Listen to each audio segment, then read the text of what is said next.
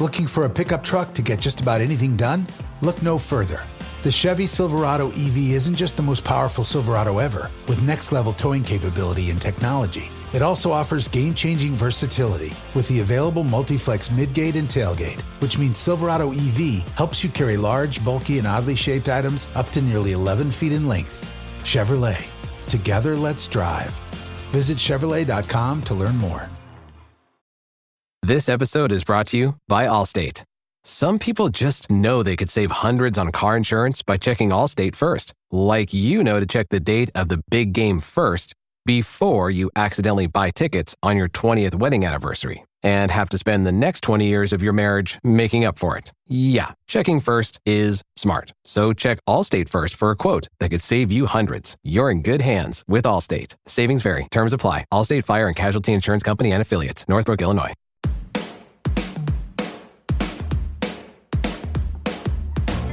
Hello and welcome to The Shift, the podcast that aims to tell the no-holds-barred truth about being a woman post-40, created and hosted by me, writer and broadcaster Sam Baker, and I am a little bit excited because I have a very special bonus episode for you.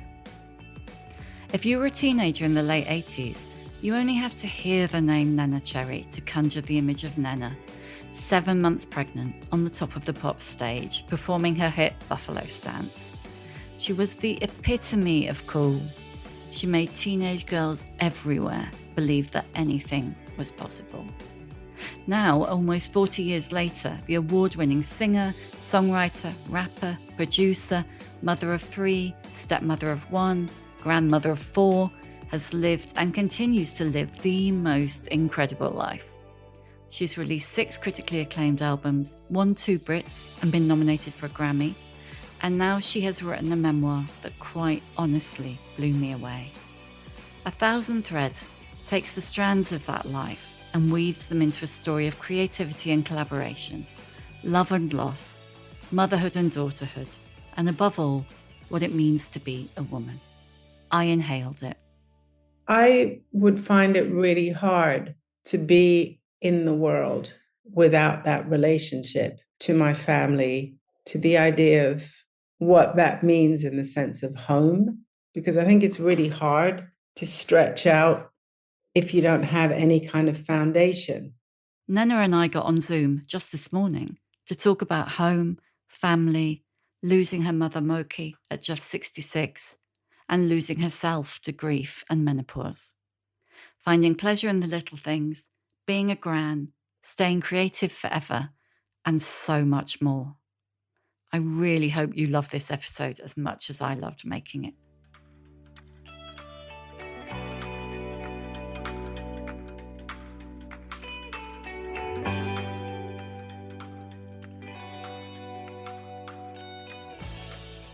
I was reading about the way your mum built a home, and that's really had a big influence on you, hasn't it?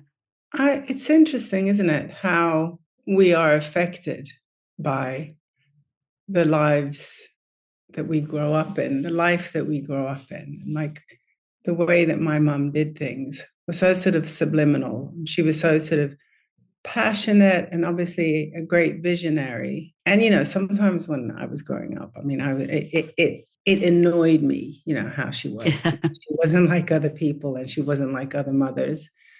But actually, like, as soon as I went out into the world, I mean, I carried so much of like her vision inside of me. And I guess also the need, like we moved around so much when I was growing up. So I think like the way that you make home when you're away from home also becomes it was just, so I kind of really had that ability, I think, and need. It's also like a need because it's security and like, you know, even if you're in a strange place, you just kind of make a space that you belong to. I mean, I definitely came up in a community of kind of so-called rebels, right? But like, and I think that I had there was an apprehensive aspect as a young woman of like what homemaking and motherhood constituted, what sort of stood for. And I think my mother was definitely part a crew, and she wasn't the only one. They were, I'll say they, but obviously she was changing that environment and making it possible because she was a creative person. But I think that also spread into the way that she wanted to make family.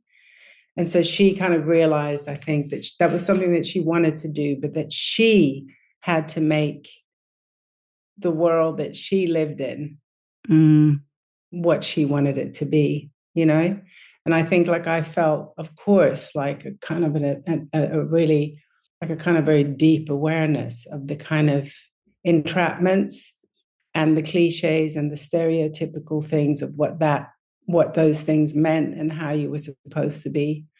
And I think like coming here and like starting to live in London at 16, to be able to kind of function in my freedom, I also needed a kind of a knowing of where my home was.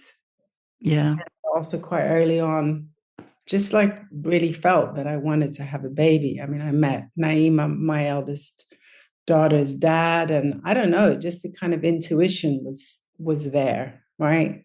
I mean, and I look at photographs of myself now and I think, oh my God, yeah, literally a baby. Like, yeah, so young. Thinking, like, why? You know what I mean? I just that even if I relate it to my own daughters, I'm like, wow. But I think that the kind of that idea that I guess also obviously came from where I grew up in, like from my mother, that it was possible and that it was also important.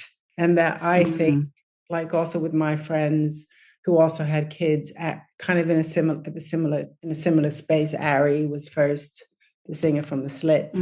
Tessa had a baby with Andrea Oliver's brother, Phoebe. She came a bit later. Andy had Makita. I had Naima before that. And we were kind of like quite militant, I think, in the sense of like, yeah, we're like, and quite proud of what we were trying to do. We didn't always do it. We were doing our best. We're trying. That's amazing. And I think we did it. I mean, I actually think we did it. We did it, and of course, like any mother, you sit back sometimes, or I wake up, my eyes will just open in the bed in the night, and I'll just be like, oh my God, why did I do that? Or, oh my God, and then, but I think ultimately you just have to look around at when I look at how we've continued, which just seems to be something that I'm saying all the time, and where my kids are and what they're doing. I also think it's really important to kind of go, yeah, like this is beautiful actually. And it's easy. I think we all hate on ourselves, and it's easy to be, very self-judging. And I just think as a woman, as a human and as people, and however you see yourself, to also just go like, I've done all right. And I guess that's why I wanted to write the book, to also like spend time with the journey in a way where I wasn't just sort of picking it apart microscopically, but like kind of honoring it maybe or something. Yeah, it's like, I'm sorry, because we kind of plunged straight into the deep end without. What was the experience of writing the book like for you? Because obviously you've done loads of writing, but it's a very different process, isn't it, to writing music? Yeah, I mean, it's both harder. I mean, it's really hard. Writing a book is like, Jesus Christ. And I mean, I've always admired authors, and I've always been a kind of got so much from books, understanding, a deeper understanding of things, and needed them to soothe my soul and to, just to elevate the mind. So I think I was also like kind of petrified of just sort of fucking it up. I was like, I don't want to go into this space and humiliate the process. I think sometimes with songs, when you're trying to fit a world or inside and it was also funnily enough, my editor's husband, who is a really well-known writer, said to me, actually, poetry is the hardest writing because you're using a few lines to say something really huge. And so I think sometimes in songs, you're cramming in a story and a world inside 4 minutes, or the world that it exists inside that story. And you're sort of using the tools and the bendability, of words to hopefully trigger the imagination to the listener, or the person who'll be reading the lyrics, to understand the sentiment of what you're trying to say. Whilst with a book, you've got all the space. You've got all the space. And I think that's one of the things that's so hard, because of course you can use metaphors and you can use color within the words to create environments, but you also have to kind of tell the story. And so that was a kind of conflict, I think, for me at first, where sometimes I was like trying to be a bit too clever and wanting to kind of use wordplay all the time, whilst actually it was just about beating out the story from, the inner sanctum, or sometimes talking to friends and, to kind of remember. So it was quite a journey. And I felt, it took 4 years door to door. And actually, the book came out in early October, and I felt my brain is just now starting to sort of decompress.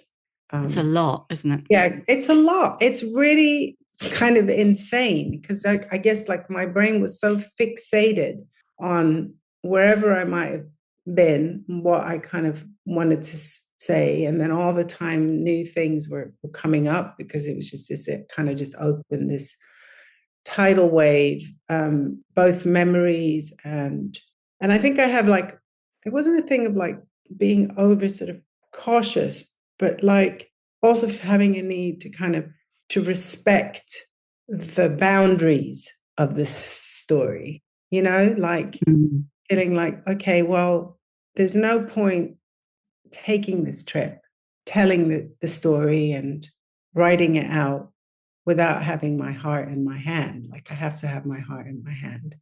But there are boundaries within it, because I'm like completely allergic to or felt that was like an obvious thing to me, that like doing anything kind of sensationalist or using kind of, weird matter to draw people in was just not something that, like, it's like you're telling everything without telling everything. Yeah. And it's like your story as well kind of bleeds into everybody else's story, doesn't it? And where's the line between your story and Mabel's story, or Cam's story, or, any friends of your children and people, or friends? exactly.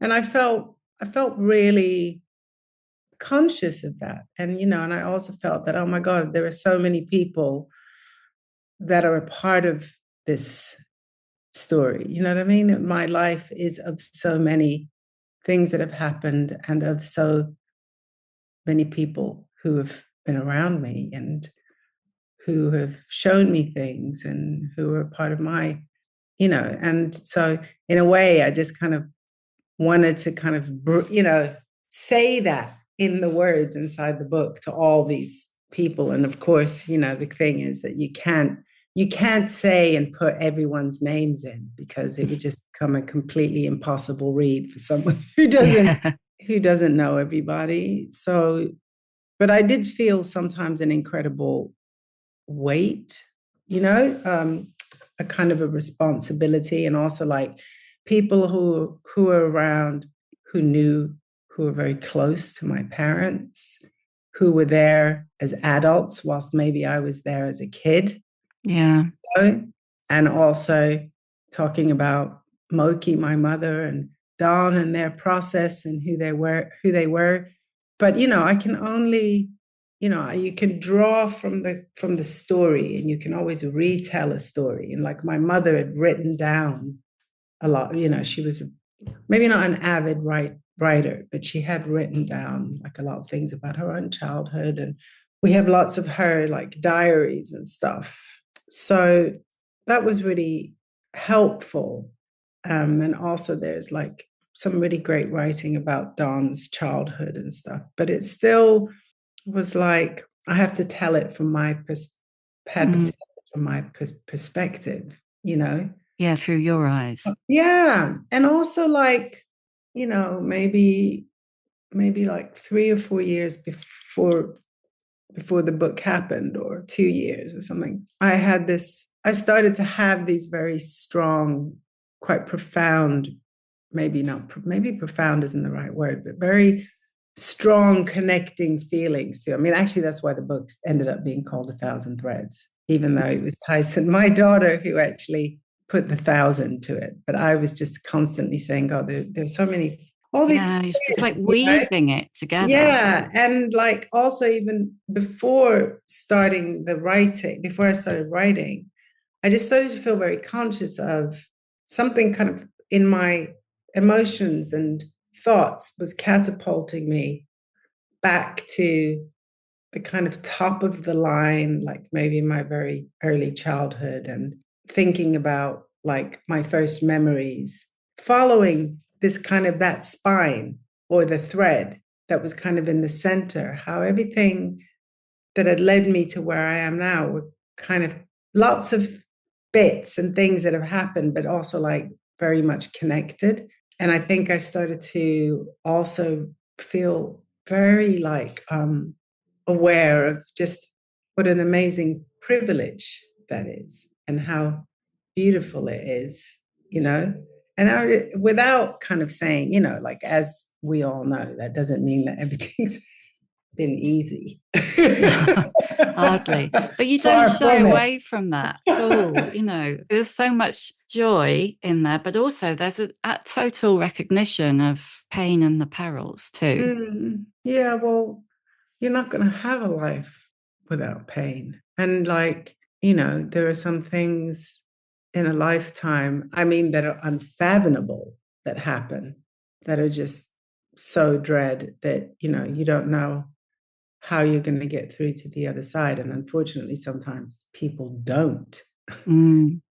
But there are also a lot of things in life that are really painful in their time, but like you kind of have to go through them because you can't go around them, and you have to go through them with everything that it takes. But with a lot of those things, hopefully if you make it through, or when you make it through, you might carry those things with you. But they also, I think, can, if you allow them to, put a kind of urgency into your life where, you know, you could maybe feel joy more when you have joy. Yeah.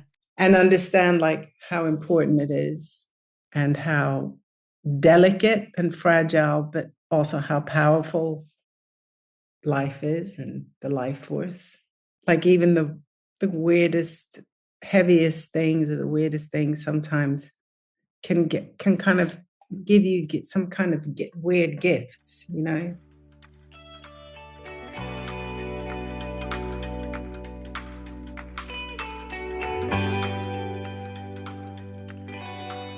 So, you want to be a marketer. It's easy. You just have to score a ton of leads and figure out a way to turn them all into customers. Plus, manage a dozen channels, write a million blogs, and launch 100 campaigns all at once. When that's done, simply make your socials go viral and bring in record profits. No sweat. Okay, fine. It's a lot of sweat. But with HubSpot's AI-powered marketing tools, launching benchmark-breaking campaigns is easier than ever. Get started at HubSpot.com/marketers. It struck me when I was reading the end of the book where you write about that and what came next. It's just, I think it's absolutely beautiful. And so I hesitate to use the word wise, but wise is the only word I can think of, really. Your mum died, I mean, really young. I mean, not much older than you are now. She's 6 years older than me. She was 66 when I turned 60 in March. Do you think that the grief combined with other things that were going on in your life, like maybe were you perimenopausal, and I guess the kids were leaving, and like it was a horrible, perfect storm would be the phrase, but perfect is not the word. Yeah, right. Yeah, but it was. How do you think that shaped you coming through that?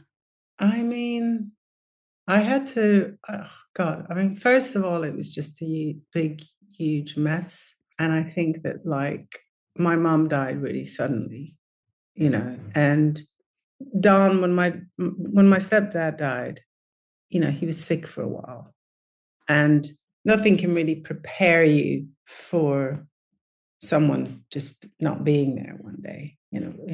It's when that moment comes, it's always difficult and surreal and painful.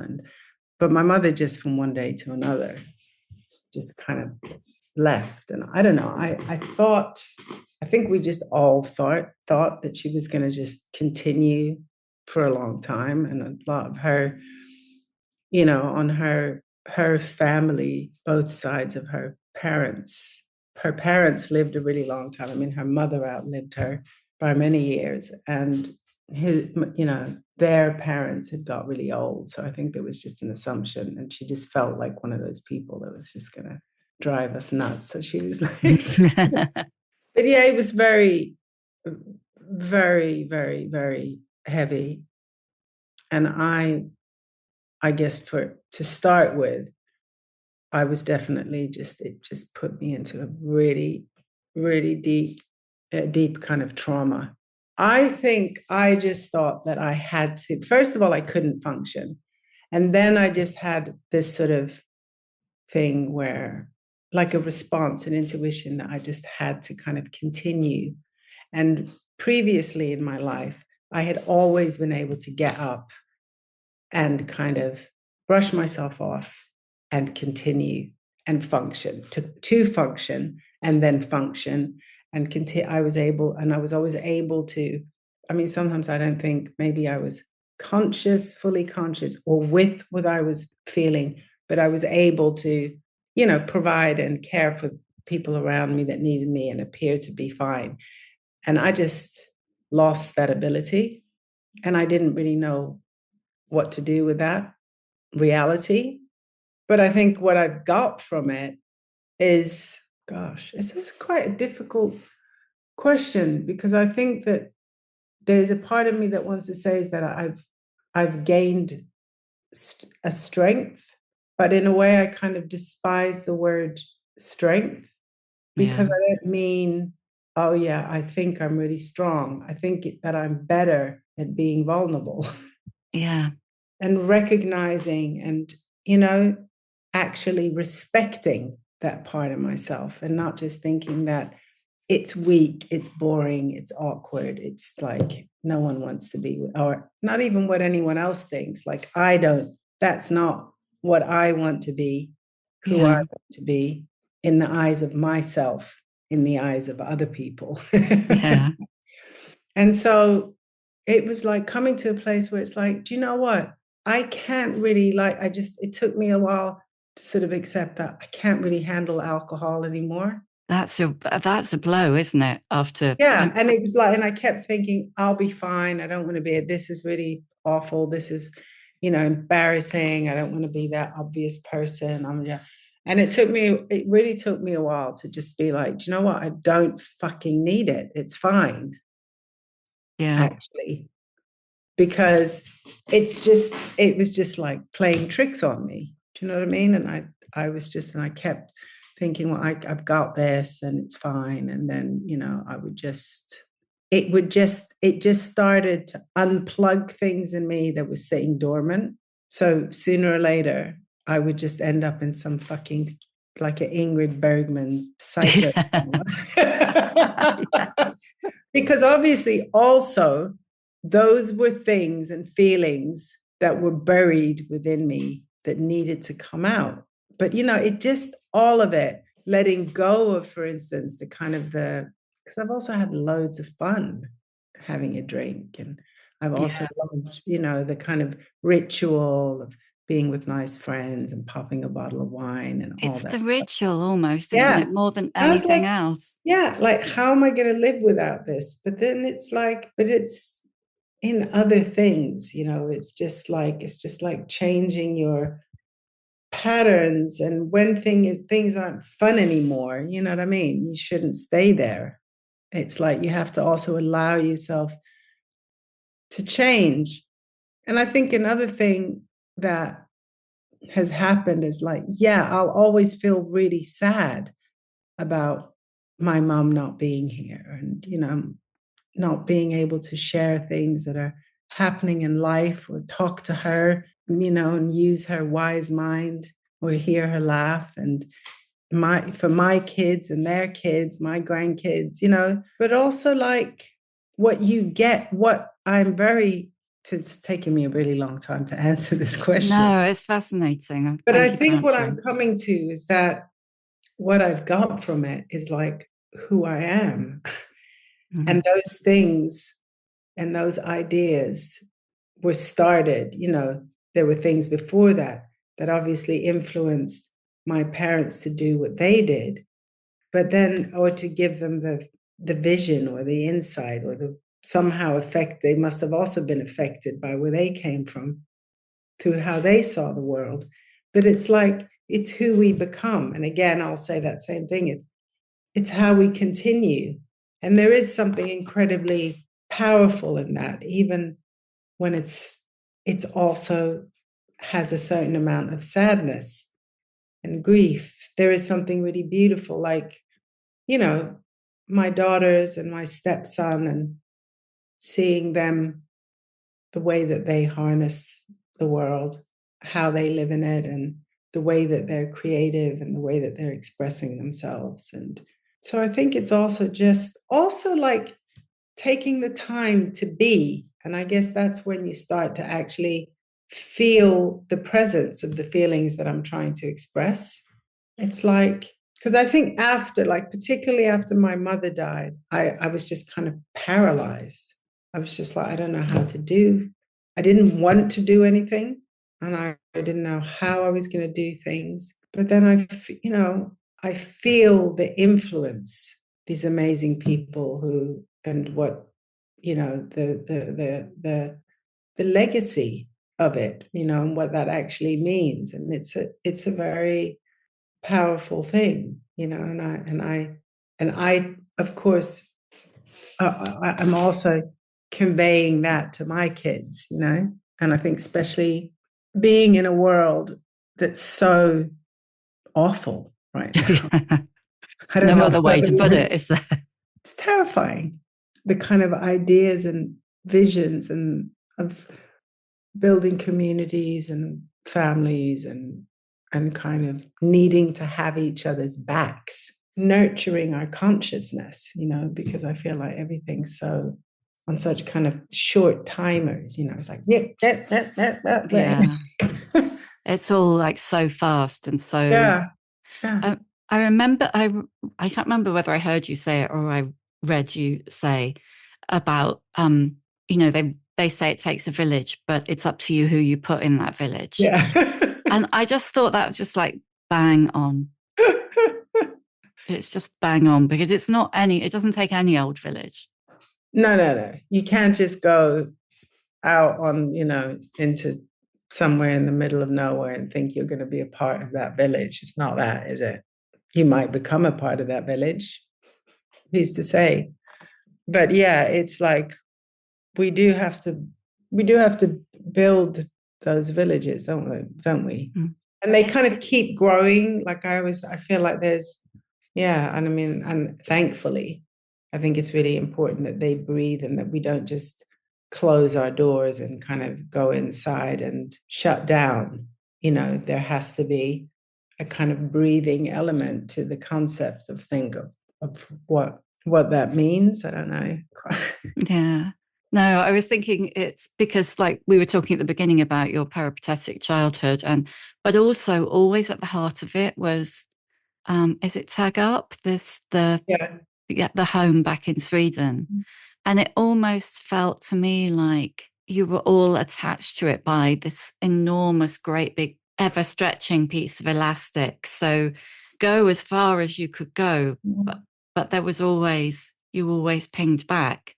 Have you, as a mother and an adult and just a person, have you tried to do that with your own life? I would find it really hard to be in the world without that relationship to my family, to the idea of what that means in the sense of home, because I think it's really hard to stretch out if you don't have any kind of foundation.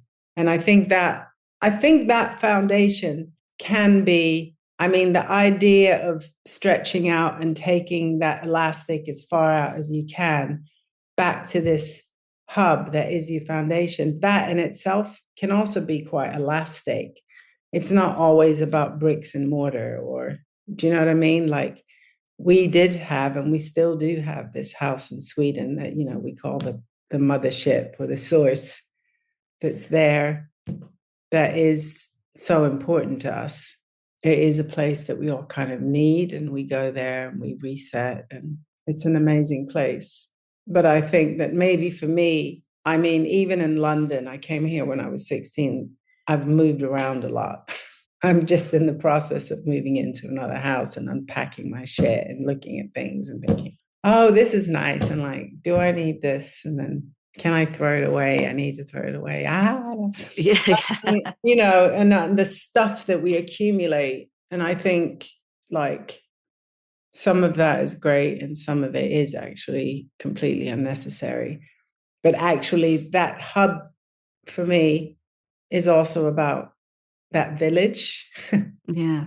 People and the existence of knowing that it's there. So you could also kind of say that that's kind of like what your roots are about, you know, and what they contain and who is within them. And I think like that's, to me, like such a big part of my security is the people that I have around me that I know will tell me that I'm completely off the hook when I'm off the hook, or that I can just go into a space with and kind of breathe and let go and feel safe. But yeah, so I mean, I think it changes when you think about how many people there are around the world who are moving and shifting and just trying to escape places. It's like, I also am very aware of how privileged I am in a way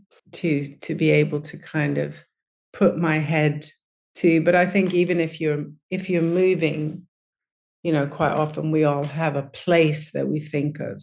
Yeah. As our heart. It's like in therapy, isn't it? When they say, oh, well, in the therapy I had, it's like envisage your happy place, you know, your safe place, not happy place. If you can't envisage that, then. And I think sometimes we kind of miss it's easy, isn't it? Because we think that maybe that resolution is sort of in stuff, or, you know, we miss the point of what that happy place is, because I think that happy place more often than not is something much more simple than maybe we perceive it to be. And, you know, I'm not going to lie, like it's nice things, or like, you know, dreaming of a pair of shoes and you get them and you just feel amazing in them when you put them on. And, you know, sometimes it's a shoe that you wear every day. Sometimes it's a shoe that you pull out to go somewhere. That it's not that doesn't hold something, but I think if we were going to go in on a deeper level, happy spots is, I don't think it's like in a shop on a high street. No. Or Bond Street, or do you know what I mean?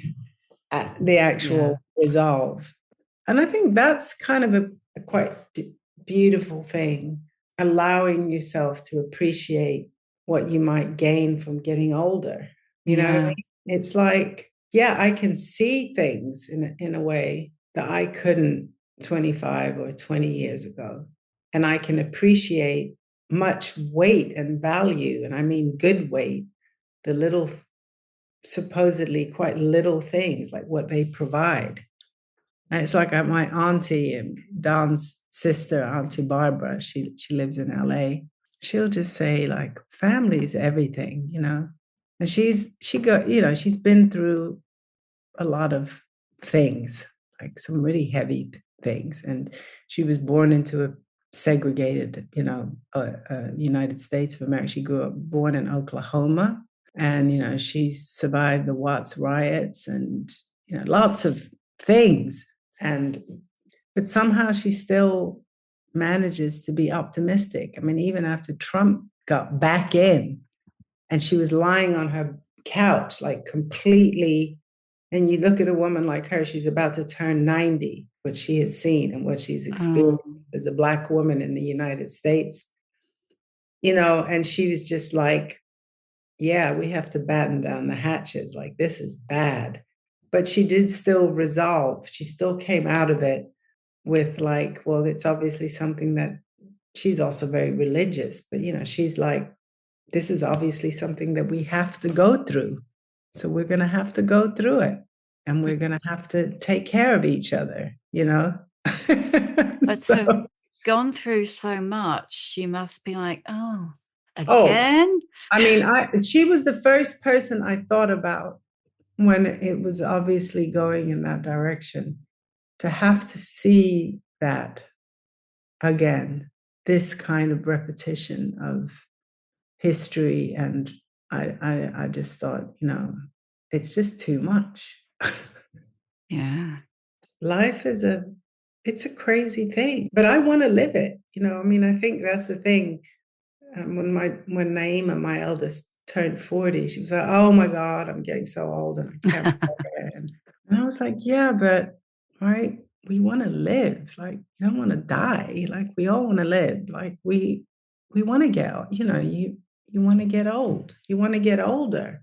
Please tell me that's what you want, right? That's what, and of course it's like, it's a mixed bag, and there's a kind of weird reality to, first of all, like with me, it was like my eyes changing and having to wear I hate glasses.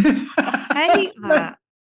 And then my period stopped, and then like grief that I felt my periods ending, having always like kind of hated them, and then the menopause, but it's like, it's also like, I just think it's all happening for a reason, and you have to come to terms with it.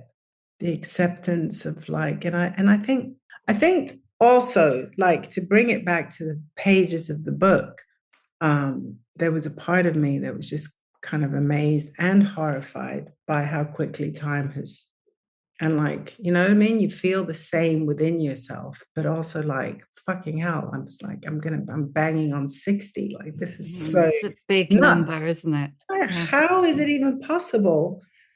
But like, I don't want to be 20 again. Do you know what I mean? Like, I loved it.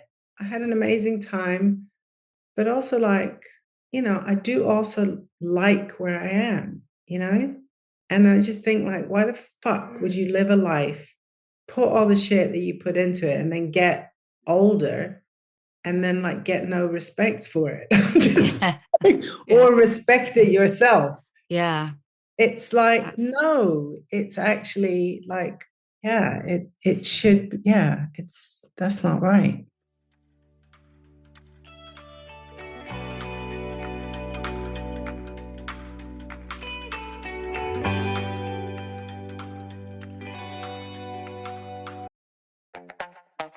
This episode is brought to you by Skinny Pop Popcorn. Perfectly popped, endlessly delicious. Oh, so light and crunchy. Skinny Pop Original Popcorn is the snack you've been searching for. Made with just 3 simple ingredients: popcorn kernels, sunflower oil, and salt. Snacking never felt or tasted so good. Perfectly popped, endlessly delicious. Give yourself permission to snack and pick up Skinny Pop Original Popcorn today. What does the next phase look like for you? Success, creativity in your 60s. I mean, I'm 60 in a couple of years, and I'm like, how can that be? Well, it's bizarre, isn't it? Like, when I think about like friends when I was growing up, like going to their houses and their parents meeting, being around their parents, and then quite often thinking they were like really old. They were probably just like maybe 40. It's like, anyway, here we are. I mean, I don't know, like, there are just so many things that I haven't done yet, that some of those things are just really stupid things. Like, having fantasies about pickling things and like making things and putting them into jars and like having them on the shelf and like having that kind of time, a kind of uninterrupted time to kind of just devote to, yeah, like having a garden but obviously also I need to make some music. I think I haven't, Cameron, my husband was like literally the minute the book was out, he was like, okay, that's it. We have to get in the studio. Back in the studio. And I was like, Jesus fucking Christ. Like, I can't think. Like, I need to, like, I know that I need to emotionally do it, but my brain was just, I just couldn't even think about sitting down and trying to string any more words together. But I need to do that, make some new music. And I think early next year, I'll probably, we'll start writing some new songs. Yeah. I mean, I don't in any way feel like I'm done, whatever that is. Like, you do something and then you feel like, okay, I'm done with that thing. And then you sort of think, God, am I ever going to be able to, what have I got to say? Am I ever going to be able to do anything out? Like, but I also know inside and, beyond, yeah, like that I feel so compelled to figure out, where, to just. Yeah, the idea that you're going to stop because a certain amount of time has passed. It's just nuts. And not like, I mean, it's what we live for, like, yeah. I mean, I it makes me like want to start a riot, those kind of concepts. Like, what do you mean? Absolutely not. But I also think, like, going back to the jars on the shelf, like that there's a part of me where you just also, like, time just flies by so quickly and you can just be like a headless chicken running around. You sort of look at your watch or whatever, and it's like, shit, it's 3 years later. So I also feel that kind of knowing that I also need to kind of harness, well, it's kind of more about like being in the moment, isn't it? Present, and have a new grandchild. And that's like she's great. She's just got us all completely wrapped around the finger. Course. How many have you got now? I've got 2. I've got Naima has a boy, Flynn, who's 20. Oh my God. He goes to London School of Fashion. So he's kind of followed Moki. He's like, sits at his sewing machine and makes amazing things. Mm-hmm. And then Boara, she's 5 months now, Tyson's daughter. And then my stepson Marlon has 2 boys, Ray and Sky. They live in Switzerland. It's like just I just feel like it's so important to also just enjoy the moments. And then I don't know. It'd be interesting to see if I feel like I want to write, because I didn't enjoy it. Like, it was hard. And I had the incredible luxury of, working with an incredible editor, Rosemary Davidson is her name, who's just, I mean, I wouldn't have survived the journey without her. Tyson helped me, my daughter. So that, again, was like we made another village. It's just like how the book came to life. And it's the collaboration thing again, isn't it? Like, you've done that all through your career, and you did it with the book. Absolutely. So I just kind of knew, like, okay, well, I need to just empty out all the material and get it out. But then running it through, and Rose, who was editing and processing and putting it together, and then running through and over it with Tyson, of course, is, from the same place, but also a younger generation. So it was really great to have her head in it. I was really lucky to have this kind of incredible collaborative unit. I did a lot of work. It was really hard, but I also, there was also something that felt quite natural even though I'm not particularly disciplined. So Oh, you must be. You've done so much. I'm not so disciplined. So I'm not like one of those, like, I'm going to get up at 8 and I'm going to go straight to my computer and sit down kind of people. But I did enjoy it, even quite painful at times. Are you more nonfiction, or are you tempted to try fiction? I have no idea. I don't really want to throw anything out that. No. I mean, I would love to fantasize and think, oh God, I could write a fictional, like a book, a story, but I don't know. See what comes. Yeah, I don't know that, but I would like to. I wish I could, but I don't know if I can. Yeah. And if Cam can hear this conversation, he'll be going, no, studio. Absolutely not. How does it feel to have all your children following in your footsteps? I've said this before, but I am going to say it again, because I don't think they're following in my footsteps. I think they're making new ones. Very true. As you did. Yeah, it's that thing again. Like, we can go full circle now. It's just this how we continue. I mean, I knew as soon as I met my kids, that they were just very special, beautiful people and wonderful human beings. And, you look at these little creatures and you think, oh my God, I really hope that you're just going to be able to do what you're here to do, that you figure out what it is that's going to make you happy. And again, doesn't always make you happy, but you know what I mean? Yeah. You find your way and your thing.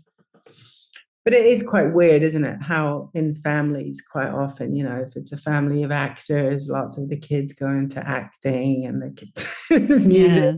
And that a lot of creative families, everyone ends up being.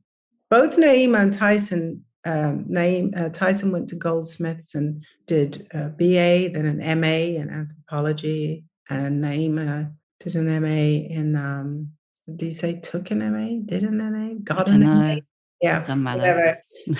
Got an MA in art history, and so they also went down a kind of studious lane. Those two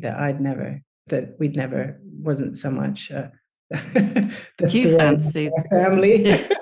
Do you fancy that? Do you fancy a bit of study? Do you know what? That is something that I would like to do. Even just like maybe not taking on like a huge thing, like trying to get. I mean, I'd have to go back to school because I didn't finish before I could consider getting any degrees. But like even just like doing like a creative writing course or doing some kind of. I guess that's what I would choose. But doing some sort of something studious, yes. Yeah. I can't wait to see what you do next. Do you know what? I had so many questions to ask you, and I haven't asked you a single one of them. I haven't asked you about your militant shoes and your blue corduroy suit and Harry or anything. We just ended up going off piste into a whole. Nice though. I love going off piste. I'm just going to really quickly ask you the questions that I always ask at the end. What is your emotional age? Sometimes I'm 80 and sometimes I'm 8. Sometimes I'm 18. I love that. I get that. You are a massive reader, aren't you? So give us a book recommendation. Something you really love. Rose Boyd. My friend Rose Boyd has just written a fantastic book called A Memoir of Lucy and Freud. Yeah, I've read it. It's amazing. You're in it, I think. Yep.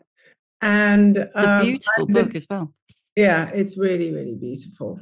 And it was quite interesting because actually Rose was someone I talked to quite a lot when I was in there writing in the pages. And she was really supportive, and we had a lot of really good conversations that were inspiring and really helpful.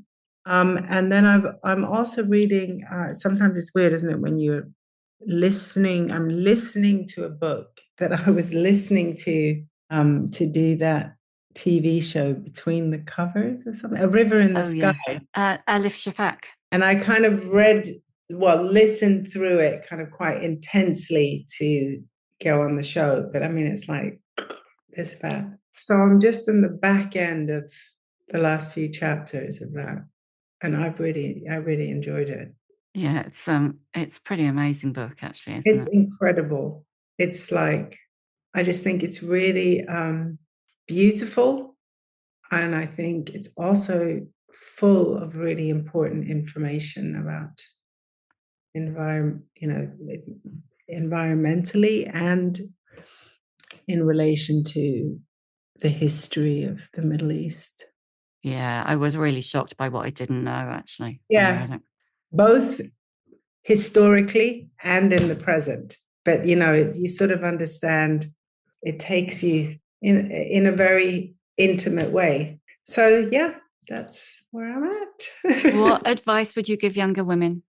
Younger women, to try and recognize that you're good enough. I wish I had. And like you're good enough. And what you are is actually unique. There's only one fucking version of you, and that you can say no. And also, I think, try to be yourself. It's okay. It's okay. Who's an older woman who's inspired you? I mean, one of my mum's friends, she's an artist, a Swedish artist called Tony, Tonie, Roos, Roos. And she's 80 something now. She paints every day. She wears red lipstick. She's very naturally chic. She's funny. She's hilarious, actually. And I find her really inspiring. And my Auntie Barbara that I talked about. Amazing Auntie Barbara. And amazing Auntie Barbara. When in doubt. And I feel like a lot of the tribe of, women that I grew up around, and, to have known them and to know them. And they've, taught me many things. And Minnie Riperton. Oh, I had a whole load of questions about Minnie Riperton. I love Minnie Riperton. Yeah, I didn't get to ask you about listening to her and finding your voice, and we could do a whole other hour, but I will. Yeah, we'll have to do another one. Yeah. Where we'll do all the questions. Last one, how many fucks do you give? I wish I could say none, but I'd say probably 1,000,001. Yeah. Thank you for listening. If you enjoyed The Shift and would like to show your appreciation, why not buy me a coffee? Go to www.buymeacoffee.com/The Shift with Sam Baker. You can hear a new episode of The Shift every Tuesday, wherever you get your podcasts. And if you like what you hear, please do rate, review, follow, tell your friends, because it really does help other people find us. And if you'd like to know more about my own experience of shifting, my book, The Shift, How I Lost and Found Myself After 40, and you can too, is out now in paperback.